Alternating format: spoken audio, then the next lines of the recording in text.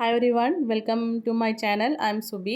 ഇന്നത്തെ crochet project താമര related ആയിട്ടുള്ളതാണ്. ഒരു പൂവ്, ഒരു മുട്ട്, വിരിഞ്ഞ ഒരയില, വിരിയാത്ത ഒരയില, അതുപോലെ തന്നെ പൂവുണ്ടായി കൊഴിഞ്ഞു പോയതിന് ശേഷമുള്ള ഒരു തണ്ടാണ് ചെയ്തിട്ടുള്ളത് കേട്ടോ. അപ്പോൾ വീഡിയോ ആദ്യമായിട്ട് കാണുന്നവരാണെന്നുണ്ടെങ്കിൽ ഒന്ന് ലൈക്ക് ചെയ്യുക, സബ്സ്ക്രൈബ് ചെയ്യുക, ഷെയർ ചെയ്യാനായിട്ട് മറക്കരുത് കേട്ടോ. അപ്പോൾ നമുക്ക് വീഡിയോയിലേക്ക് കിടക്കാം. ആദ്യം നമ്മൾ ലീഫാണ് ചെയ്യുന്നത് കേട്ടോ. അതിനുവേണ്ടി ഞാനൊരു മാജിക് റിങ് ചെയ്യാണ്. മാജിക് റിങ്ങിനകത്ത് 10 സിംഗിൾ ക്രോഷ്യേസുകൾ ചെയ്യുന്നു. 1 2 3 4 5 6 7 8 9 10. ഇനി നമുക്ക് മാജിക് റിങ് ക്ലോസ് ചെയ്യാം. ലീഫ് ചെയ്യാൻ വളരെ എളുപ്പമാണ് കേട്ടോ. ഫസ്റ്റ് സിംഗിൾ ക്രോഷ്യ കൂടെ ഹൂക്കിനെ ഇൻസേർട്ട് ചെയ്ത് നമുക്ക് സ്ലിപ്പ് സ്റ്റിച്ച് ഇട്ട് കൊടുക്കാം.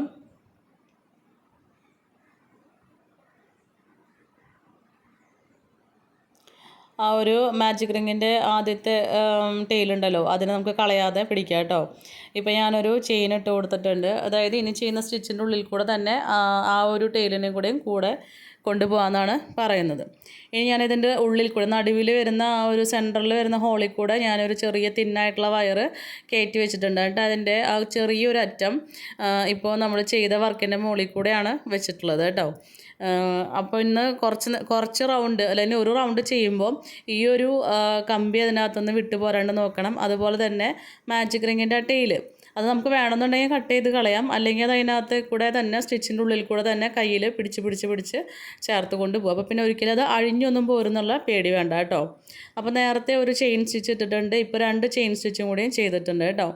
ഇനി നമുക്ക് വേണ്ടത് രണ്ടാമത്തെ റൗണ്ടിൽ ഡബിൾ ക്രോഷ്യ ഇൻക്രീസ് ആണ് ചെയ്യുന്നത്. അതായത് ഇനി നമുക്ക് സിംഗിൾ ക്രോഷ്യ ഇല്ല, ഡബിൾ ക്രോഷ്യ ആണ് ചെയ്യുന്നത്. ഓരോ സ്റ്റിച്ചിനകത്തും 2 ഡബിൾ ക്രോഷ്യ വീതം വെച്ചിട്ടാണ് ചെയ്യുന്നത്. ഓൾറെഡി നമ്മൾ 10 സിംഗിൾ ക്രോഷ്യയിലാണ് സ്റ്റാർട്ട് ചെയ്തിട്ടുള്ളത്. സോ നമുക്ക് ഈ റൗണ്ട് കംപ്ലീറ്റ് ആകുമ്പോൾ 20 ഡബിൾ ക്രോഷ്യേഴ്സ് ആണ് കിട്ടുക കേട്ടോ. ഇപ്പോൾ ആദ്യം ചെയ്തിട്ടുള്ള 3 ചെയിൻ സ്റ്റിച്ചിനെ ഒരു ഡബിൾ ക്രോഷ്യ ആയിട്ട് കണക്കാക്കാം. അപ്പോൾ അതേ സെയിം സ്റ്റിച്ചിൽ തന്നെ നമുക്ക് ഒരു ഡബിൾ ക്രോഷ്യ ചെയ്യാം. ഇപ്പോൾ അതൊരു ഡബിൾ ക്രോഷ്യ ഇൻക്രീസ് പോലെയാണ് കാണുന്നത്.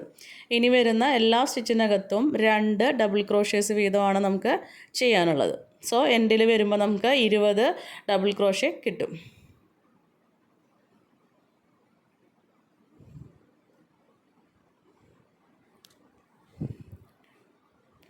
ആ ഒരു കമ്പിയുടെ സ്റ്റാർട്ടിങ്ങിൽ വരുന്ന ചെറിയൊരു ഇതുണ്ടല്ലോ, ആ തുമ്പ്, അതിന് പുറത്തേക്കൊന്നും പോരാതിരിക്കാൻ ആ സ്റ്റിച്ചിൻ്റെ ഉള്ളിൽ കൂടെ അങ്ങോട്ട് കയറ്റി വെച്ച് ഒന്ന് പ്രസ് ചെയ്ത് വെക്കുക. അപ്പോൾ പിന്നെ അത് അതിനുള്ളിൽ ഇരുന്നോളും, പിന്നെ ഇനി പുറത്തേക്ക് വരുന്നുള്ള പേടിയേ വേണ്ട.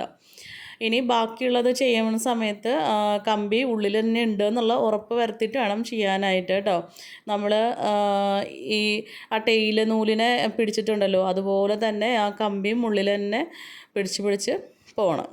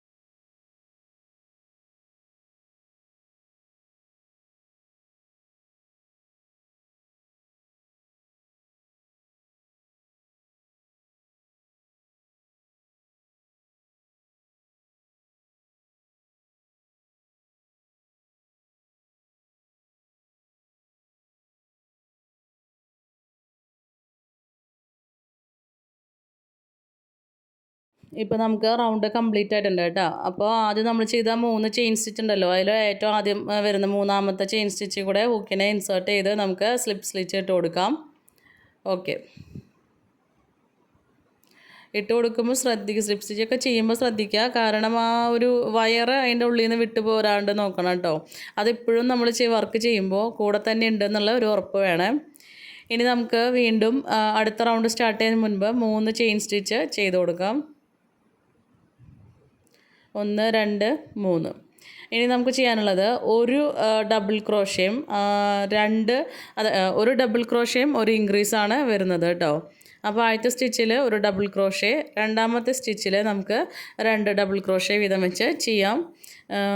ഈ റൗണ്ട് കംപ്ലീറ്റ് ആകുമ്പോൾ നമുക്ക് 30 ഡബിൾ ക്രോഷകൾ കിട്ടും.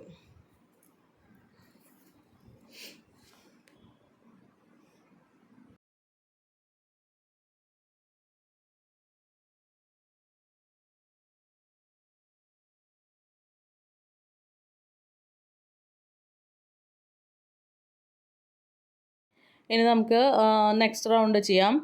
വീണ്ടും നമുക്ക് 3 ചെയിൻ സ്റ്റിച്ച് ഇട്ട് കൊടുക്കാം. ഒരു ഡബിൾ ക്രോഷേ, അടുത്ത സ്റ്റിച്ചിൽ വീണ്ടും ഒരു ഡബിൾ ക്രോഷേ, മൂന്നാമത്തെ സ്റ്റിച്ചിൽ നമുക്ക് ഡബിൾ ക്രോഷേ ഇൻക്രീസ് ചെയ്യാം.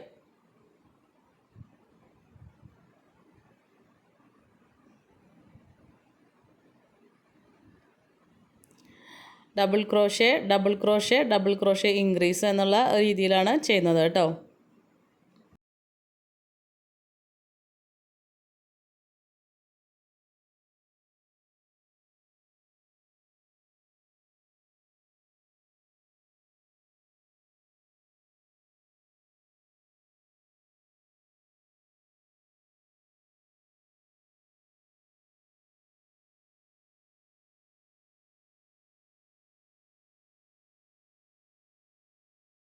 നമ്മൾ ഈ സ്റ്റിച്ചസ് ചെയ്യുമ്പോഴേ സാധാരണയായിട്ട് നമുക്ക് ആ ഒരു മുകളിൽ കാണുന്ന 2 ലൂപ്പ് ഉണ്ടല്ലോ, അതിനുള്ളിൽ കൂടെയാണ് ചെയ്യാറുള്ളത്. ഇതങ്ങനെ ചെയ്യാതെ അതിൻ്റെ തൊട്ട് താഴെ വരുന്ന സ്റ്റിച്ചിൽ കൂടെ വേണം നമുക്ക് ഹുക്കിനെ കുത്തിയിട്ട് ചെയ്യാനായിട്ട് കേട്ടോ. എങ്കിലേ നമുക്ക് ആ ഒരു വർക്കിന് ഒരു ബലം ഉണ്ടായിരിക്കുള്ളൂ. അല്ലെങ്കിൽ അത് നമ്മൾ എത്രയൊക്കെ വയർ അതിനുള്ളിൽ വെച്ചിരുന്നാലും അതൊരു സ്ട്രെയിറ്റ് ആയിട്ട് നിൽക്കാത്ത പോലെ നമുക്ക് തോന്നും. ഇത് നമുക്ക് റൗണ്ട് 5 വരുന്നു. ഇതിനകത്ത് 3 ഡബിൾ ക്രോഷയും ഒരു ഇൻക്രീസാണ് ചെയ്യുന്നത് കേട്ടോ. Double crochet 1, double crochet 2, double crochet 3. അടുത്തത് നമുക്കൊരു ഇൻക്രീസാണ് ചെയ്യാനുള്ളത് കേട്ടോ. അതായത് അടുത്ത സ്റ്റിച്ചിൽ നമുക്ക് 2 ഡബിൾ ക്രോഷേസുകൾ ചെയ്ത് കൊടുക്കാം.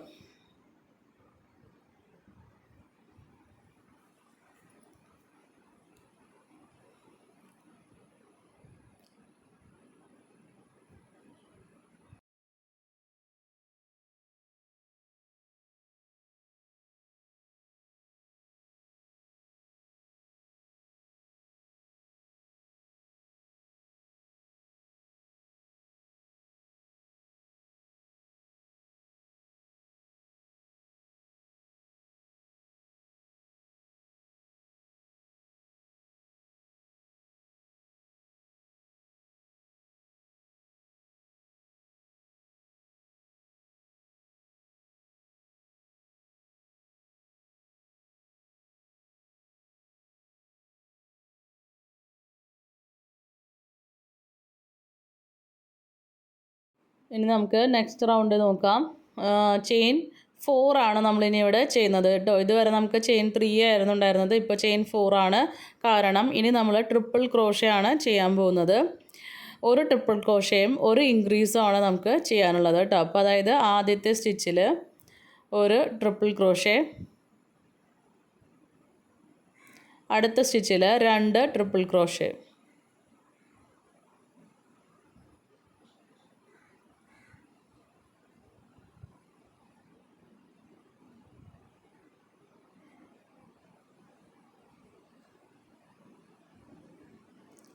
ഇനി ഇത് റൗണ്ട് മൊത്തം കംപ്ലീറ്റ് ആക്കുക. അപ്പോൾ നമ്മുടെ ലീഫിൻ്റെ വർക്കും കൂടിയും കഴിയും.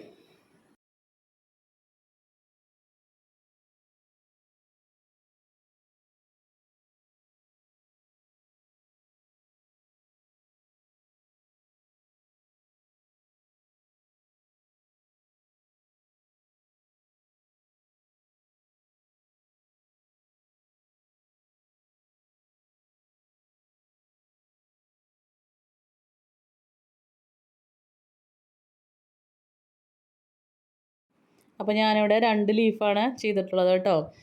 അതിൽ ഒരു ലീഫ് എന്ന് പറയുന്നത് നമുക്കധികം വിരിയാത്തത് പോലെയായിട്ട് ചെയ്യാനുള്ളതാണ്. ഒരെണ്ണം ശരിക്കും വിടർന്നിരിക്കുന്നതാണ്. ഞാനിവിടെ ഒരു പൂവൊക്കെ കൊഴിഞ്ഞു പോയ പോലെയുള്ള ഒരു സംഭവം ചെയ്തിട്ടുണ്ട്. അതായത് നമുക്ക് ഫ്ലവറിൻ്റെ സെൻറ്ററിൽ വരുന്ന ഒരു പോർഷനുണ്ട് ഗ്രീൻ കളറിൽ, അത് തന്നെയാണ് സെയിം ഇവിടെ ചെയ്തേക്കുന്നത്. പക്ഷേ അതിനകത്തുള്ള സീഡിന് ബ്ലാക്ക് കളറാണ് ചെയ്യുന്നത് കേട്ടോ. ഫ്ലവർ ചെയ്യുമ്പോൾ അതിനകത്ത് നമുക്കതിനെ യെല്ലോ കളറായിട്ടോ അല്ലെങ്കിൽ ഒരു എന്തെങ്കിലും ലൈറ്റ് ഗ്രീൻ ആയിട്ടൊക്കെയാണ് കൊടുക്കേണ്ടത്. ഇവിടെ പക്ഷേ നമ്മളതിന് ബ്ലാക്കാണ്, കാരണം പൂവ് കൊഴിഞ്ഞു പോയതിന് ശേഷം അത് ഉണങ്ങി നമുക്ക് മുളപ്പിക്കാൻ പാകത്തിനുള്ള സീഡായിട്ട് മാറിയിട്ടുണ്ടാവും കേട്ടോ. അപ്പോൾ ഞാൻ അതിനകത്ത് ഒരു സ്റ്റെമ്മ് ഫിക്സ് ചെയ്തിട്ടുണ്ട്. പിന്നെ എങ്ങനെയാണ് ഈ ഗ്രീൻ പോർഷൻ ചെയ്യുന്നത്, അതുപോലെ സ്റ്റെം എങ്ങനെയാണ് ശരിയാക്കുന്നതെന്നുള്ള വീഡിയോ ഒക്കെ തൊട്ട് മുൻപത്തെ ഫ്ലവറിൻ്റെ വീഡിയോയിൽ ഞാൻ ഇട്ടിട്ടുണ്ട്. ലിങ്ക് ഡിസ്ക്രിപ്ഷനിൽ കൊടുക്കാം. ഇപ്പോൾ നമ്മുടെ ഒരു വിത്ത് ഉള്ള ആ ഒരു പോർഷൻ കംപ്ലീറ്റ് ആയിട്ടുണ്ട് കേട്ടോ. ഇനി നമുക്ക് ലീഫിനകത്ത് ഇതുപോലെ തന്നെ ആ സ്റ്റെമ്മ് വെച്ചിട്ടുണ്ട്. ആ സ്റ്റെമ്മിൽ ഗ്ലൂ ആക്കിയിട്ട് ലീഫിൽ വെക്കുക കേട്ടോ. കണ്ടോ, ആ സെയിം സംഭവം തന്നെയാണ് ചെയ്തിട്ടുള്ളത്. അതിൽ ഫ്ലവറിനുള്ളിലാവുമ്പോൾ അത് യെല്ലോ കളറിലിരിക്കും, പുറത്തോട്ട് പൂവൊക്കെ കൊഴിഞ്ഞു പോയതിന് ശേഷം ആകുമ്പോൾ അത് ഉണങ്ങി ബ്ലാക്ക് കളറാവും കേട്ടോ.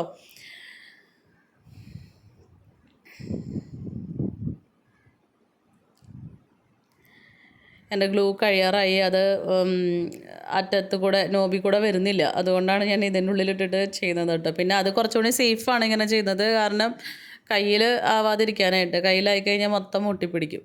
അപ്പോൾ നമുക്ക് സെൻറ്ററിൽ വരുന്ന ഹോളിൽ വെച്ച് കൊടുത്താൽ മതി. നല്ല ഗ്ലൂ ആണെന്നുണ്ടെങ്കിൽ അത് അതുപോലെ തന്നെ ഒട്ടിപ്പിടിച്ച് ഇരുന്നോളൂ കേട്ടോ. അപ്പോൾ നമ്മുടെ ലീഫ് ഇതുപോലെയാണ് നമ്മൾ ഫിക്സ് ചെയ്ത് എടുക്കുന്നത്. ഇപ്പം പരന്ന് വിരിഞ്ഞിരിക്കുന്ന ലീഫാണെന്നുണ്ടെങ്കിൽ അറ്റം കുറച്ചൊന്നിങ്ങനെ മടങ്ങിയ പോലെ, അപ്പം നമ്മൾ മടക്കൊന്നും വേണ്ട, ഓൾറെഡി നമ്മൾ ആ വർക്ക് ചെയ്ത് കഴിയുമ്പോൾ അറ്റം മടങ്ങിയ പോലെ തന്നെയാണ് ഇരിക്കുക. താമരയുടെ ഇല അങ്ങനെയാണല്ലോ സാധാരണ ഇരിക്കുന്നത്, നല്ലൊരു വട്ടത്തിലായിരിക്കും. പിന്നെ അതിൻ്റെ അറ്റം കുറച്ചൊന്നിങ്ങനെ മടങ്ങിയിരിക്കും. അപ്പം അതുപോലെ തന്നെ നമ്മൾ ഈ വർക്ക് ചെയ്ത് കഴിയുമ്പോൾ ഓട്ടോമാറ്റിക്കലി അതിങ്ങനെ മടക്കായിട്ട് തന്നെ വരും കേട്ടോ. ഇനി ഒരെണ്ണം കൂടിയും ഉണ്ട്. പിന്നെ ഒരു കാര്യം, ഞാൻ എല്ലാ വർക്കുകളും ചെയ്ത് കഴിയുമ്പോൾ ഇപ്പോൾ ലീഫ്, പെറ്റൽസ് അങ്ങനെയുള്ള സംഭവങ്ങളൊക്കെ ചെയ്ത് കഴിഞ്ഞാൽ എല്ലാത്തിനും ഒന്ന് സ്ട്രെയിറ്റ്നർ വെച്ച് നിവർത്തി എടുക്കാറുണ്ട്. നിവർത്തിയതിന് ശേഷം നമുക്ക് ഇഷ്ടമുള്ള ഷേപ്പിലേക്ക് തിരിച്ച് ചെയ്യാം. പിന്നീട് ചെറുതായിട്ടൊന്ന് അതിനൊന്ന് ചൂടാക്കി ലിൻഡെല്ലാം അതിൽ നിന്നൊന്ന് കളഞ്ഞ് എടുക്കാറുണ്ട് കേട്ടോ.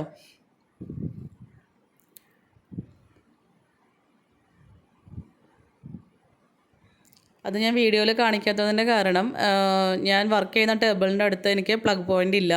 പിന്നത്തെ ഒരു കാര്യം, മെഴുകുതിരിയൊക്കെ കത്തിച്ച് വെച്ചിട്ട് ഇത് ചൂടാക്കുമ്പോൾ അത് ഫോണിലേക്ക് പ്രശ്നമാവും, അതുകൊണ്ടാണത് കാണിക്കാത്തത്. ഇനി ഈ ലീഫ് എന്ന് പറയുമ്പോൾ നമുക്കധികം വിരിയാത്തതാണ്. അപ്പോൾ അതിനെ നമുക്കൊന്ന് കുറച്ച് ഇങ്ങനെ സെൻറ്ററിലോട്ട് രണ്ടറ്റത്തൊന്നും മടക്കാം. വീണ്ടും അതിന് ഒരു തവണ കൂടി പതുക്കെ, അതായത് ഒരുപാട് പ്രസ് ചെയ്യൊന്നും വേണ്ട.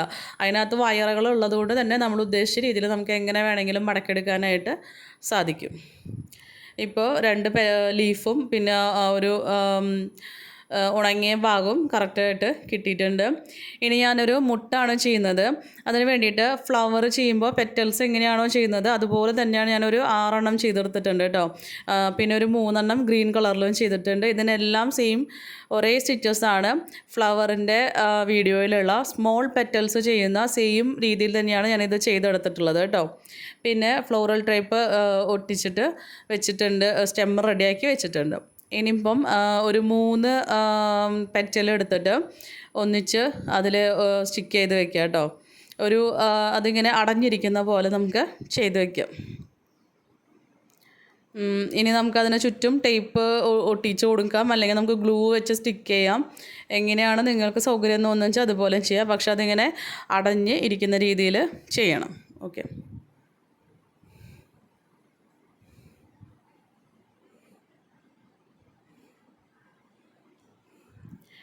ഇപ്പോൾ ഞാനങ്ങനെ ചെയ്തിട്ടുണ്ട് കേട്ടോ. ഇനി 2 പെറ്റലിൻ്റെ നടുവിൽ വരുന്ന ഭാഗത്തേക്കായിട്ട് അടുത്ത 3 പെറ്റലുകളും കൂടി നമുക്ക് യോജിപ്പിച്ച് വെച്ച് കൊടുക്കാം.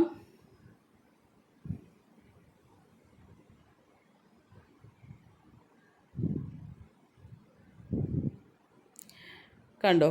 ഇനി എൻ്റെ വിരലിൽ കാണുന്ന പിങ്ക് കളർ എന്ന് പറയുന്നത് ഞാൻ ഈ പെറ്റലിൻ്റെ എല്ലാം തുമ്പത്തായിട്ട് നല്ല പിങ്ക് കളറിലുള്ള സ്കെച്ച് വെച്ച കളർ ചെയ്തിട്ടുണ്ട്. കാരണം ഒരു താമര എന്നൊക്കെ പറയുമ്പോൾ അതിൻ്റെ ഇതളുടെ തുമ്പത്ത് നല്ലൊരു ഡാർക്ക് ഷെയ്ഡ് ഉണ്ടായിരിക്കും.